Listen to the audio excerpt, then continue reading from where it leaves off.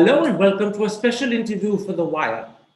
A study by Public Health England has raised worrying concerns about the efficacy of the AstraZeneca vaccine, known in India as Covishield, against B16172, the strain of the virus that is now dominant in India. And in turn, that has raised serious implications about India's vaccination policy. With me to discuss both these important issues is the director of the Income Trust, more importantly, the chairperson of the government-appointed COVID working group, NTAGI, Dr. Narendra Arora. Dr. Arora, I want to talk to you about the Public Health England study that says that a single dose of AstraZeneca, known in India as Covishield, only gives 33% protection against B16172, which, as you know, is now the dominant strain of the virus in India. And that in turn raises critical questions about India's vaccination policy. But before I come to those two critical issues, let me ask you this. You would have read the Public Health England study. Do you find it credible or do you have reservations about it? I have gone through every word of that study, and I have serious concerns about that study, one, but at the same time, I have to say that every decision, policy decision particularly, has to be context and geography specific. And so what Public Health England has taken as a decision, I have nothing to say about that. But as you rightly are raising important, that is the decision taken by this country, is it appropriate and is it relevant for our country? That is an important issue. I'll come to that in a moment's time, Dr. Saab, but first tell me, what are your serious concerns about the Public Health England study, particularly with regard to the efficacy of Covishield against B16172? What are your serious concerns? My concern is that the total study period for which they have observed is only for 4 weeks. In fact, it is the observation period is from 5th April to 16th of May. And that is about, I think, seven weeks or so, 6 or 7 weeks. And the impact they are looking for, or the breakthrough infections they are looking for, is after 3 weeks of giving the vaccine. So that makes it very small period for which this observation is made. And the first dose, when a person gets a single dose, the so-called efficacy is 33%, but the range of uncertainty is between 19% and 44%. When 2 doses are taken and where the number is in tens, while for single dose the total number are 200, then you find it is 60%. So point estimate looks 33 and 60 very, very interesting. But when I find the uncertainty level for the second one, it is between 30 and 77%. Now that clearly shows that the uncertainty level between the two is overlapping. And that means even 2 doses are not sufficient for 617. But the most important point, very low sample size. The second is period of observation is too less. And the third point is equally important, is that I think the Public Health England and their public health people are themselves not very convinced. They have changed the interval only for 50 years plus, not for the whole population. So this just goes on to show that more data, more credible data is required before I start thinking that it is an important parameter. Let me try and respond to those concerns because I think it's important we should have a discussion about them. No one will deny that the sample size is small, it's only 1054, but that's the sample size we have to live with it. You have raised concerns about the period. It is only a 6 to 7 week period. That's because B16172 only got introduced into England very recently. So once again, we have to live with that period. The most important concern I think you've raised is to do with the uncertainty band that surrounds the so-called point estimates. Let's take the 2 point estimates separately. Let's start first with the 33% estimate, that is the belief that the first injection of Covishield only gives you roughly 33% protection. Now, the band around that 33% stretches from 20 to 44. If you go even by the upper estimate of 44, it's still well below the World Health Organization's comfort cutoff of 50. So even at its very best, Covishield does not provide sufficient protection against B16172. Whatever your concerns about sample size or the 6-7 week period, this finding is one you can't escape from. Karan, why did Public Health England decrease the interval for the whole population? Can I answer that? Yes, please. Because they decreased it to begin with for the aged and for the vulnerable who are most in danger. They may not have been convinced about the extent of risk to people who are younger, but they certainly were worried about the risk for people who were elderly, over 50, and people who are vulnerable with comorbidities. Surely that is a sensible response for an organization to take. It's not a sign that they don't have confidence in their findings. It's a sign that they've got a calibrated, measured response. So, in fact, our group and our committee does not think that is a good enough reason. They themselves were uncertain. 617 has been with them, and the sample size is not 1,000. Sample size is the one which they have looked at specifically for 617 is just 200 something.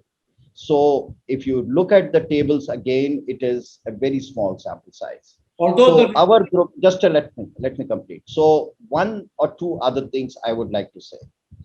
In January, when we started, we were privy to all the data which Oxford University had together. Even a lot of unpublished data was privy to us.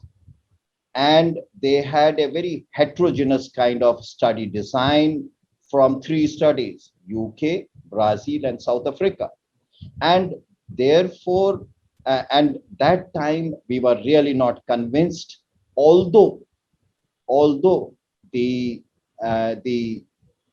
had gone in with a I would say they had taken a public health measure that they increased the interval to 3 months. And even for Pfizer, although manufacturer told them not to increase the Pfizer interval, they increased it to 3 months at that time. And they cited that vaccine insufficiency is the reason. Now, second thing is, so, but we were not convinced. We didn't want our people to be exposed to any kind of uncertainty. We were particularly uncertain, but we waited for the actual field data, which again came up in April last week and showed that it provides 65 to 88%. I'm coming to the question you are wanting to ask. Absolutely, please do. Yes, I know that you are raging to ask that question. But 65 to 88% field data, we were ready. We looked at that. Now, this data, they come out with weekly bulletin. They have come out with a bulletin last week also. I have seen that also, 20th. And now 27th today, I think they will come out again. The whole issue is the adenovirus and vectored vaccines are very context specific. When AstraZeneca vaccine was tried, when they submitted their the whole brochure to USA FDA within 1 month. I'm stopping you because let's not go into a discussion about things that are not connected to the very recent PHE study. It's the very recent one that concerns people because, and I'll repeat this for the audience, it is found that one jab of AstraZeneca, which we call Covishield, only gives you 33% protection against B16172, and that is the main threat in India. This is why this finding by PHE is so critical to India, because it concerns a vaccine which is 90% of what we have, and it concerns a virus which is the dominant strain in our country. So let me ask you this. I've heard your opinion that you have serious concerns. They are to do with the size of the sample. They are to do with the period that is covered, which you said is 5th April to 16th May. And they are to do with the uncertainty band, which you think is so wide. Let me ask you this. You've just come out of Vikram, a... you should add one other concern of mine, Which is? and which is even after second dose, the uncertainty band is very wide. Absolutely. And it is only for, so even with the 2 doses, then I should drop Covishield in that case. Well, let's take, as I said earlier, the two findings separately. Otherwise, we will confuse the audience. Let's first concentrate on the finding to do with 1 jab. Separately, I'll come to the finding to do with 2, because the finding with 1 jab is the one that is problematic. Now, you've just walked out of an NTAGI meeting today, a couple of hours before this interview. Did your group discuss the Public Health England report? Yes. What is the conclusion you come to? We continue with our decision. We continue with this decision that we will have 12 to 16 week interval. 1. Number 2, a national vaccine tracking platform is being established within next 1 or 2 weeks. We will track all breakthrough infections. We will track reinfections and see whether this decision is appropriate for our country or we need to revisit it. There is also a possibility that we are also going in for a study where a single dose of AstraZeneca in program setting and see how well does it work, because even that was the original plan for AstraZeneca. The same is true for Johnson & Johnson. Same is true for Sputnik. So what I am trying to say is this decision, Public Health England has taken in its own wisdom. We have taken wisdom, in our wisdom, we have taken a decision, even knowing that today about 2/3 of the circulating genotypes are 617. We are totally aware of that. And we have crossed the hump. We have crossed the hump. So in this context, we are watching, we are setting up this tracking system, and we will come back. Maybe I'll come back to you and tell you how bad or good our decision was. Let me repeat what I think I've understood from your answer, because there is a small element of concern in the way you expressed it. First of all, you are continuing for the time being with the 12-16 week gap, which was announced exactly 15 days ago. You're continuing with it. You are not paying heed to the advice from Public Health England to reduce it. You're continuing. But secondly, at the same time, you're going to carry out a national vaccine tracking platform, which will be set up in 1 or 2 weeks. And that will eventually determine whether you reduce the gap or not. So that suggests that, in fact, you do believe there could be some reason to reduce the gap. You just want better proof before you do so. Now, in the interim, therefore, between sticking to the decision today and finding out what the tracking platform tells you in 2, 3, or 4 weeks, there will be an element of uncertainty. You're relying on hope that the decision you took 2 weeks ago is the right one. Instead, why not follow the advice of Public Health England, play safe, reduce the gap for the elderly and the vulnerable, and there's no risk. Your procedure involves a small element of risk. Karanji, I think you should also understand something very important. In this country, we have given vaccine to about 12 or 13%. Yeah, 20 crores, out of which 4 crores are 2 doses. Another 16 crores have got single jabs. So that about 12 crores single doses and 4 crores have got double doses. Something of that kind is there. Now, and whatever we have been doing, the current tsunami is on its downtrend, and we are at the moment, for all practical purposes, immunizing only our highest risk people. That is mostly 45 years and above. No, less forgive than me, sir. 45 years. Let No, me complete. forgive me, sir. You have, since the 1st of May, opened up vaccination to people over 18. So you're not Yes. only vaccinating highest risk, you're vaccinating every single adult. No, so almost all the states have stopped over 45 because there is no vaccine available. So priority group is more than 45 years. Very few states are continuing. Otherwise, all major states have practically stopped because there is no vaccine. So that is a truth that we do not have adequate vaccine or for everybody at the moment. Let me complete. The second thing is that despite such a small number of people who have been immunized so far, we started on 1st of March. Somewhere our incidence rate was about 1 to 1.5 per 100,000 cases. On 7th of May, when it was the highest, it was about 28, 29 cases per 100,000 population. Today, 26th or 27th, it has come down to 24 or 25 cases. So we are past the hump, and majority of us I are have not to interrupt you getting any because, vaccine at the forgive moment. me, Dr. Arora, I have to interrupt you because the confidence you take in the belief that the cases are coming down actually hinges on the belief you're doing adequate testing. There are a lot of people who will tell you that you're not. There will be many others who will tell you that the testing is not done honestly. Only yesterday, Professor Rijo John of Rajagiri College of Social Sciences in Kochi gave us explicit details of the manner in which UP and Bihar are fudging. Forgive me, not even fudging, they are being dishonest. They are deliberately increasing testing in areas where the no cases are low and diminishing it in cases where cases are high to fudge the positivity rate. So let's not take so much confidence from the fact that cases are No. coming down. So Let me come back to the central question. It's let me answer this, Karan. Let me answer this issue. I am an epidemiologist also, besides being a pediatrician. And epidemiology means that even if I am not 100% testing, there is a trend which is visible. So whatever one may say, I will not comment on that. But what I am trying to say is that look at the positive. So either everybody in this country is fudging, or because the positivity rate is coming down, whether we talk about Maharashtra, Delhi, we talk about Rajasthan, sir, most of the state sir. positivity rates are coming on the western side of the country.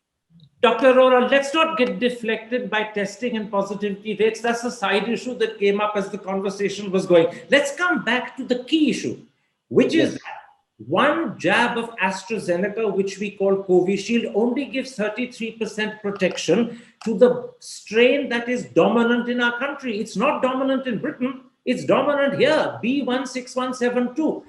Now, it's not just PHE that is saying this is inadequate protection, therefore bring the gap closer. I will quote to you one of the world's most eminent virologists, Professor John Moore of Cornell University. This is what he said to the Hindustan Times on the 23rd. I'm quoting him. The Indian policy needs reconsidering. The protection conferred by a single dose is not going to be enough to stop the spread of B16172, particularly as the vaccines being used in India are not the strongest known. All he's saying is when there is risk, why stick to 12, 16 weeks? Why not do what Britain has done, lower the risk, and make everyone safe? Wouldn't that be So the wise? I will quote you some other more credible voices. Last evening, I attended the SAGE meeting, Strategic Advisory Group of Experts, as a special invitee. It was a 6-hour meeting, and they completely endorsed what we have done. The second is Andrew Pollard, who is innovator for this vaccine. In well, I wouldn't remember the date. He was, in fact, he was part of this decision making, and he has talked to Times of India, and he has said the Indian the technical team has taken the most appropriate decision, that it is 12 to 16 weeks. the way our epidemic is there, the state of epidemic, 12 to 16 weeks is appropriate. They totally endorse our strategy of establishing a vaccine tracking system, which should have been there right in the beginning. But Sir, although we are setting up a now, it will help us in it because COVID is not going to go away in next I'm few weeks. delighted to know that SAGE yesterday endorsed your decision. But if I recall correctly, and I'm relying on my memory, Dr. Andrew Pollard, who actually is the man who invented or discovered this vaccine, spoke to Times of India before the Public Health England report came out, not afterwards. So we don't know whether he still stands by what he said previously. Remember, the British authorities are bound to have consulted Dr. Pollard before they decided to reduce the gap. But leave that aside. I won't quarrel Now, with just you. Karan, I think Andrew Pollard came on the decision about public health. England came 48 hours after we had taken the decision, and it is around the same time Andrew Pollard gave the interview to Times of India.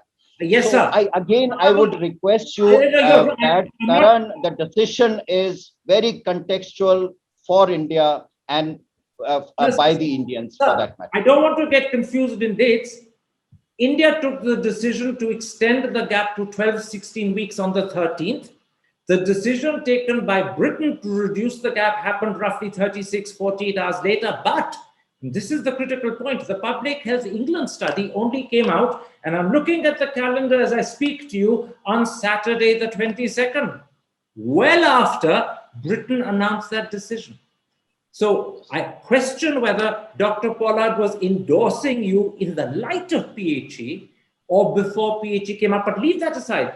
I won't quarrel on this. You should ask Andrew for that.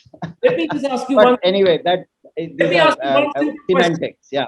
One simple question. Do you, as the chairperson of NTAGI, stand by this decision that we will continue with the 12-16 week gap and there is no need to follow British practice and reduce it to 8 weeks for people over 50 and for the vulnerable? Do you stand by that decision? So I will add a little extra. We have never followed, we are not pre-1947 India. We have not followed England blindly. Even on January 16, when it was done, when they were doing it. See, UK and India are the major user of this AstraZeneca. Rest of the Europe, hardly any country uses it. In North America, hardly any AstraZeneca is being used. It is only in some small countries, small amounts. So India and UK are the major consumers of this vaccine. And we have taken decision in our best interest, in our best cognitive capabilities. So, and we started with 4 weeks. We are now 12 to 16 weeks. And it's a considerate view. We stand by it. We have set up a mechanism to see what our decision entails, whether it is in terms of reinfection or breakthrough infections, and we will come back to you. I heard what you said. I just want to clarify one thing. You were very passionate in saying this is not 1947. We are not influenced by the UK. However, you may not be aware of this, sir, but the Ministry of Health, when they announced your decision in that official press release, specifically said that you were guided, and I think I'm quoting verbatim, particularly by UK real life evidence. So you may say you're not guided by them in taking 12-16 as a new period for the second jab, but the ministry on your behalf said so. And that's why I asked, if you're guided by UK when you expand the gap, why not be guided by UK to narrow the gap? It makes sense to do it both ways. No, it doesn't make sense. We will use the evidence which is most appropriate. We waited for that evidence that 12 to 16 week works. We waited for that. We were told that this evidence is coming because we did not have the evidence of that kind in our own setting, and therefore we waited. And we looked at, because Andrew Pollard was with us even in that, and he told us that there is a possibility because 617 they are having and they are worried about it. Actually, the whole world is really worried about 617, that what is going to happen. We had a meeting with the American guys also, but despite everything, everybody, they also opined that 16 to 18 is appropriate because adenovectored vaccines are contextual. Their decision has to be taken in the local context. Let me move on. We spent a lot of time discussing deliberately the first finding of the Public Health England study, which is that the first jab only gives 33% protection.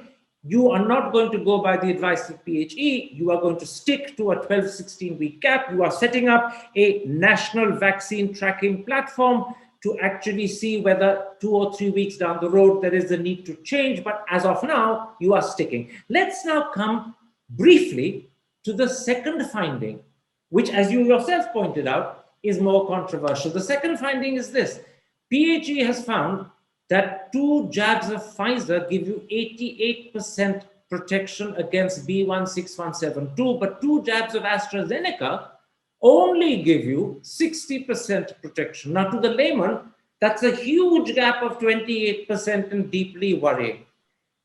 Does it worry you, or do you look instead at the uncertainty band around this 60% point estimate, which is huge? It stretches all the way to 77% at one end and down to roughly 28% at the other. So is this finding even more questionable than the finding about a single jab? So the whole issue is that there is a continuous monitoring of vaccine effectiveness against the variants within the country. We are totally aware it is being done for Covaxin as well as with Covishield. We are aware that several-fold reduction in neutralization capability occurs both for Covaxin and Covishield, but it does provide protection against severe and fatal disease. It is in this context we are talking about that we have these 2 vaccines. We want to make the best use of these vaccines. Regarding the Pfizer you talked about, when the Public Health England used it at 3-month interval, the 2 doses were giving only 70% protection. Single dose around same 60% or so. So their protection level, because despite the manufacturer's advisory to use it within 3 or 4 weeks, they used it for 12 weeks. Okay. So I think so many of these decisions are contextual. We need to understand that. Okay. And please be informed that within the country, we are regularly doing neutralizing assays for our against various variants. Let me start. I'll come to that in a moment's time. Let me ask you a couple of corollary questions. The impression the Public Health England study leaves in the layman's mind is that Pfizer is a superior vaccine to AstraZeneca, at least with respect to battling B16172. Would you agree with that impression, that Pfizer is superior? Yes, nobody denies that Pfizer vaccine, mRNA vaccine, is better. Initially, even for the wild virus or the Wuhan virus, its protection was over 90%. And for 617, and the reason is that it produces large amount of neutralization antibodies. As a result, whatever variant comes, it is able to stop it. We know that for South African variant, that is 315, the South Africans returned Covishield back to India because it was not working there. So these are issues which are very dynamic. Now, absolutely. Question is what we have. Absolutely. Let me stop you there, sir.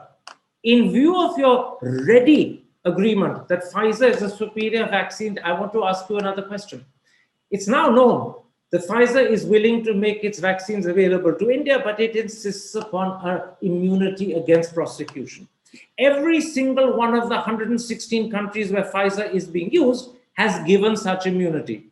According to the papers, the Indian government is reluctant to do so. Given what you just said, that Pfizer is superior, particularly in tackling B16172. And given that B16172 is the main threat in our country, should the government take every step to bring Pfizer in quickly? If it's a superior vaccine against the threat we face, shouldn't we have it and give that immunity? Karan, are you aware how many doses vaccine Pfizer is ready to give us? 50 apparently million over 50 million 3 months. over a period of 6 months. But 50 million doses over a period of 6 months. That means a crore of doses per month approximately. Or so that means 10 million. Now, you tell me how much will it contribute to my country? well, hang on a moment, sir. 50 million would save 25 million people from possibly getting the infection. It may No, be a in small fact, number. are you aware how many people have been infected now? What proportion of in this epidemic, what proportion of people have already been affected? We don't know. We simply cannot Yes. trust. We simply cannot trust our trusting levels. We've been through that discussion. So your answer to me is, even though you accept Pfizer is superior, there is no need to bring in Pfizer quickly to No, tackle. no. I never said that. What I am trying to say is that 50 million doses will contribute to the overall pool of my doses. Please do also consider equity issues to how many people and what will I be able to give Pfizer to my people who are in remote rural areas or in those small towns where at the moment epidemic is raging because of temperature issues. Okay. Those are equity issues. Can I take my vaccine requiring minus 70 or minus 40 degree to that area? Now, so it is easier said than. Pfizer has said that their vaccine can survive at temperatures of 2 and 8 for sometimes they say a week, sometimes they say a month. So that temperature problem may not still be a problem, but I take your point. There is an equity issue and there is an issue about the quantum that they're giving, and that would create second and third class citizens in India, and you don't want to go down that road. I hear that answer. Let the audience decide whether they agree. Let me raise a second issue with you. Yes. It's connected to this subject. We have already given over 200 million first jabs, which includes over 40 million second jabs, and 90% of them were Covishield. Secondly, B16172 was discovered in India, and undoubtedly there are more cases in India than in any other country. Why then are we dependent upon real world data from Britain to assess the effectiveness of Covishield against B16172? Surely that data should be with us and we should be giving it to the world, not asking Britain to give their data to us. You are absolutely right, and that is why this vaccine tracking system is being established.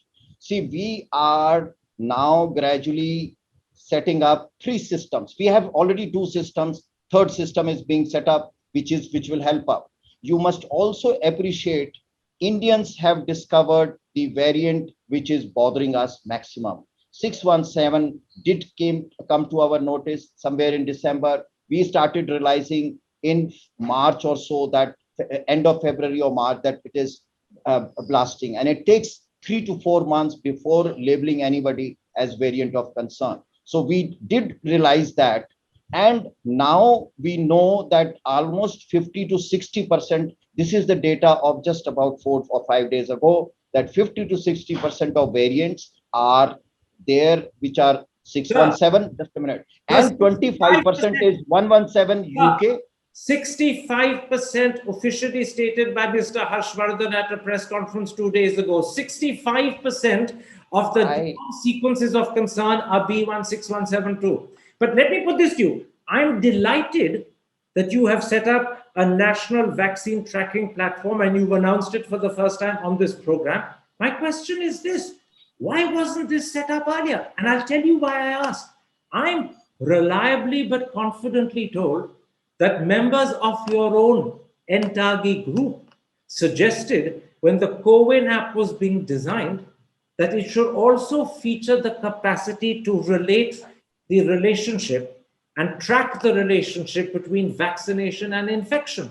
And if that advice had been taken, all the data you need to assess the efficacy of Covishield against B1617.2 would have been there. But I believe the government didn't take that advice. Can you confirm that what I've been told is true? I think there are a lot of assumptions in what you're saying. I will just stop there. If because good advice is always picked up, and I have been part of this group right from the beginning. It is now we heard about it, we got this discussion came up, and within few weeks, this system is going to set up. Just let me say two or three other things. One is that RT-PCR testing is being done. People have a lot of why everything is on computer. It's from 1st April onwards, this issue of whether the person has received a vaccine or not has been put in, and gradually the quality of data is improving. Number one. Number two, Sir, there are just listen to what you said. From the 1st of April, we are putting in whether a person who's got an infection received the vaccine. That is something that should have been put in January when you began vaccinating people. In other words, for 3 months, it wasn't done. And I'll take you back in this context to the answer you gave to my question. You didn't deny that what I was told was true or untrue. You simply said there are a lot no, of. And I at now least get the in impression that no, nobody should have no, happened. Karan, this is I says I have never heard about it. This advice, this wise advice, many times, which is hindsight, I have never heard ever since I took over Then as tell me this, chair sir. of this committee. Then tell me this. Why is it that only since the 1st of April we have been checking whether people who have an infection have received a vaccination earlier? Why was this not done from January? That is, 3 months were wasted when we could have had very valuable data. Hindsight, it looks very nice. I think you are absolutely right. In fact, I feel sometimes you should be part of my committee so that you should be part of my committee and come up with these beautiful ideas, and which is foresight rather than hindsight. Let me But I then. like the question. Thank you, sir. And your answer suggests that you do believe this should have happened earlier, but perhaps you're not in a position to say so formally, as you said. No, no. In fact, if we had, see, there are another thing I think you should hear me on that. Now, CoWIN app is like a dream come true for public health system. It will be a boon for strengthening our health system. A lot of people are saying, why are we going through registration of every vaccine? Just let me say. Dr. Arora, let's And get deflected to the CoWIN app. We're not talking about the CoWIN app. We're talking about the claim told to me that the government was given advice to include something in the CoWIN app which would have strengthened our capacity to track. at least I am not aware of it. Absolutely not aware that any such advice was given, at least since the time I'm involved in the whole program. My last question to you. I'm also told reliably but confidentially that every single member of your body, the COVID working group called INTAGI, was required to give a guarantee that for 10 years they would keep silent about any discussions in INTAGI. Is that true? No, absolutely not correct. It's not correct. There is confidentiality agreement like any meeting you have where policy making is done. That confidentiality, what is that? Letter of confidentiality is to be signed before every meeting, before the minutes of the meeting are made public. So today, for example, whatever has happened in NTAGI meeting, just a minute.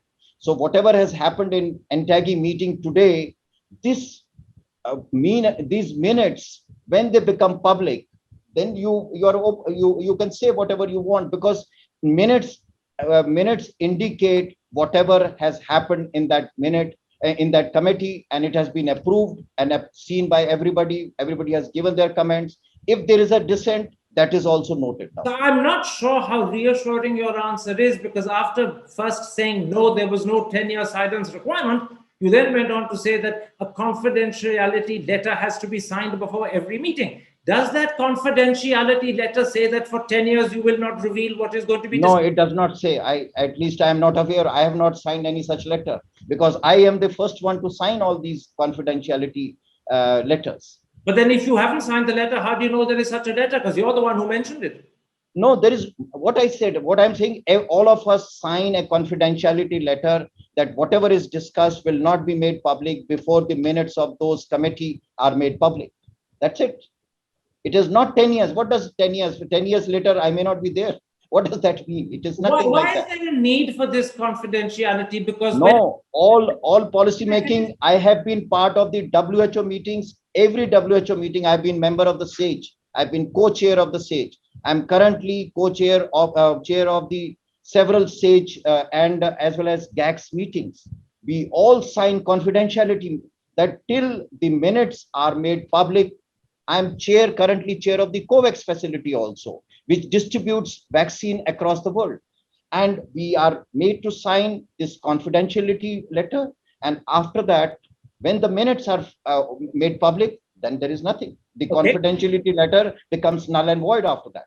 I will readily accept what you say, because as I began by saying, this was told to me in confidence. It's possible that I was given wrong information. I'm delighted that there is no 10-year requirement. It's just that there is a confidentiality letter that people have to sign. And I wonder why, because, and let me finish, meetings of CDC in America are almost broadcast as they happen, because they are online and available to anyone to see. And similarly, meetings of what is called the Joint Committee on Vaccination and Immunization in Britain are revealed in full detail at press conferences. And members of that committee are available to be cross-questioned. So why is a confidentiality letter needed in India? Because after all, you and your colleagues are not discussing state secrets. You are not discussing matters of state security concerning Pakistan or China. You're discussing a matter of fundamental concern to the Indian people. Why shouldn't we find out? The vaccine related issues, when the names you have taken, whether it is ACIP, whether it is JVSI, these are public meetings. In fact, there are manufacturers, there are other stakeholders who attend. So these are not meetings or closed door meetings or executive meetings. That kind of open door meetings are still not held in most of our countries, including India. And whatever these meetings are, these are executive meetings. These all sign confidentiality. And once the minutes are finalized, they are made public, and know that our confidentiality agreement then is over at that time. My So, but last this is the way at the moment. You have raised a question. Let people decide about it. Let people demand about it. Let Karan Thapar demand that such meetings should be open forum, be allowed, maybe broadcasted live. There's no problem. In fact, would these you are open issues. would you personally like these to be open meetings broadcast live? I have absolutely no problem. I have absolutely no problem, but I will follow the rules as of today. But tomorrow, if these are made open, I am chairing, I'll be very happy, because the primary principle I have realized in immunization program is exceptional transparency. This is the Absolutely. word I use, exceptional transparency. Let me complete. Because immunization is for common man, and vaccine hesitancy, vaccine resistance, reluctance, these are issues. One of the first steps is to keep the things transparent. If there are issues, you tell them. If there are issues which are of more significance, less significance, everybody knows. And that is what, in this direction, let me complete one more word. And that is that I was chair of the National AEFI Committee. India is one of the first low and middle income country where all the adverse events were put on public domain for everybody's consumption. Okay. This was for pediatric. So now for AEFIs of the adults also, the same process is being followed. We are just streamlining. The whole purpose is exceptional transparency. In light of that comment, exceptional transparency, I'll ask you one more question. And this is the last issue I'll raise. In an interview that you gave the Economic Times on the 21st, you said that vaccinating people between 18 and 44 was not a priority category. So let me ask you bluntly, did your group ENTAGI recommend that people between 18 and 44 should be vaccinated, or was no such recommendation given by ENTAGI to the government? So the first objective, when we, I do not know whether you are aware, when did we make the priority? Sir, We sir, sir, made the priority. sir, I asked a simple question. You said you'd answer. No, with let me complete. Let me transparency. complete. No, You because the now context is plunging me with important. detail. Karan, let me complete the context. We made the priority listing in September 2020. We knew how much vaccine India is going to have. The purpose of the vaccination at that point was to minimize hospitalization, to reduce the pressure on the hospitals and reduce the fatality. And therefore, frontline workers and people above the age of cutoff of either 45 or 50. That was because vaccine is not unlimited, but somewhere in on the by the line, and that is what the government knew, that by July August we will have 50-55 crore doses, July August of 21, and that population will be completely immunized. Somewhere down the line 18 to 45 came into picture, which is 65 crore population, and clearly they couldn't have been covered. There was a lot of hue cry, particularly from the urban India, while not realizing Sir, that sir, we have I'm a stopping huge you there. population who is likely to die, Dr. who is Arora, likely to be no, hospitalized. Dr. Arora, I'm stopping you because So inherent, 18 to sir, sir, 45 was you not must in let our me, priority list at any time. you must let me pick up from your answer what is inherent, but you haven't made explicit. I want you to make it explicit. You're clearly saying that there was no recommendation from Entagi to open up to 1844s when it happened. It was Yes, part of a absolutely priority correct. list that should have happened in turn when there were sufficient vaccines, but you did not say do it as of 1st of May. 18 to 45 was never in our priority list when we prepared it, because we knew there is no unlimited vaccine available. In which case, on what basis did the government open it up on the 1st of May? If you I, didn't recommend it, I do not have answer to that. I do not know. I think Dr. Vinod Paul has given an answer today or yesterday's morning. He has given some answer to that. But as far as my committee is concerned, we prioritized more than 45 because we were told this is the vaccine amount available for this particular group. in which case, if you knew there is not enough vaccine and the government knew it, this is no secret, then to include 18 to 45, which is over 600 million people, when there is a vaccine shortage, is a mistake. Will you accept it was a mistake? So I would not, absolutely not like, because I have not been part of that decision. I would say our priority was 45 plus. The reason is, even today, 90% of hospitalization is 45 plus population. 80% of the deaths are 45 plus.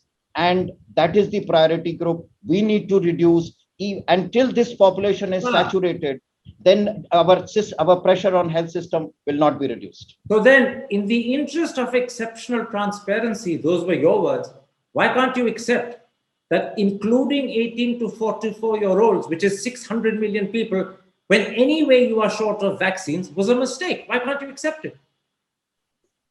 I will call it mistake if I have made the decision. I have not made the decision. Someone else made the mistake. For our priority was 45 years plus, and we think we stick on to that decision. That is the right decision even today. And probably for the next round also, this will be the priority list, because of maximum deaths across the world, maximum hospitalization occur in this age group. Okay, I think that is a very clear answer, and the audience will be able to read between the lines. I'm repeating what I wrote down quickly as you spoke. I will call it a mistake if I had made the decision, but I didn't make the decision. You also went on to say, we stick to the decision that 45 plus is the priority. That is still, you said, the right decision. Audiences can read between the lines. Audiences know what you said.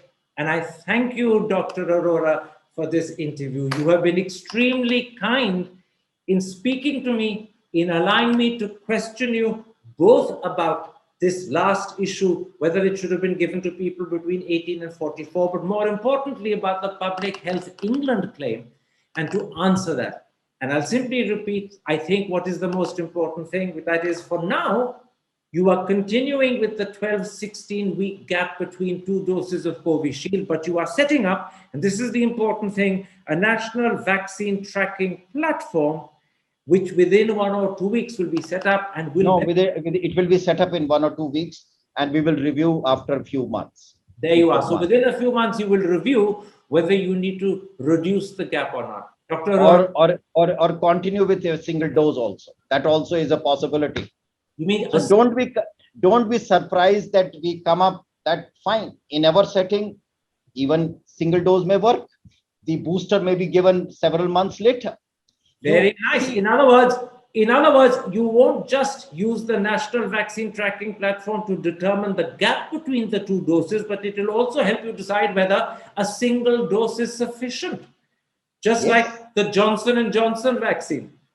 Absolutely. And Sputnik Light vaccine. The reason is the original data was also saying that if single dose is given 76% till 3 months, when I give the second dose at 3 months, the vaccine efficacy was 63%.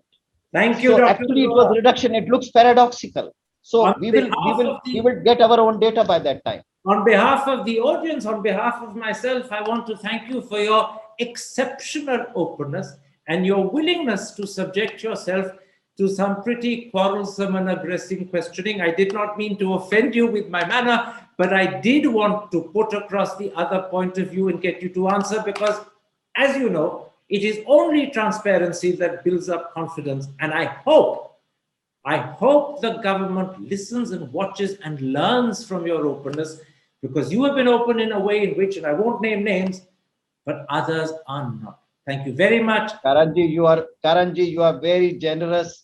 It was such a pleasure interacting with you. I feel so nice and honored to have interacted with you. अब तो आपके बारे में केवल सुनते थे, but it's so pleasure to talking to you. You are a very kind person. Thank you, Dr. Thank you very much. Take care. Stay safe.